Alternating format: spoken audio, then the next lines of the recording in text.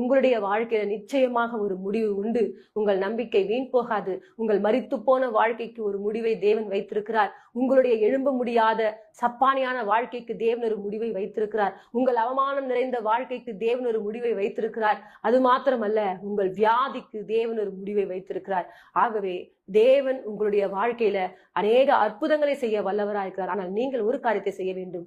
தேவனை மாத்திரம் நீங்கள் உறுதியாய் பற்றி கொள்ளக்கூடியவர்களாய் இருக்கணும். நீங்கள் அவரை பற்றி கொள்கிறீர்கள் என்று சொன்னால் நிச்சயமாக தேவன் உங்கள் வாழ்க்கையில அற்புதங்களை செய்ய வல்லவராயிருக்கிறார். ஆகவே சொன்னது போலவே நிச்சயமாக முடிவு உண்டு. ஹல்லேலூயா. இந்த வார்த்தைகள் யார் கேட்டுக்கொண்டிருந்தாலும் நிச்சயமாக முடிவு உண்டு. உங்க நம்பிக்கை வீண் போகாது. எந்த காரியத்துக்காக ஜெபித்துக் கொண்டிருக்கிறீங்க, எந்த காரியத்துக்காக போராடி கொண்டிருக்கிறீங்க, அந்த காரியத்துல தேவன் ஒரு முடிவை கொடுக்க வல்லவராய் இருக்கிறார். ஆகவே விசுவாசத்தோடு தேவனை உறுதியாய் பற்றி கொண்டு அவருடைய வழியில் நடந்து பாருங்க. அவர் உங்கள் வாழ்க்கையில நீங்க நம்புகிற அத்தனை காரியங்களையும் தேவன் உங்களுக்கு செய்து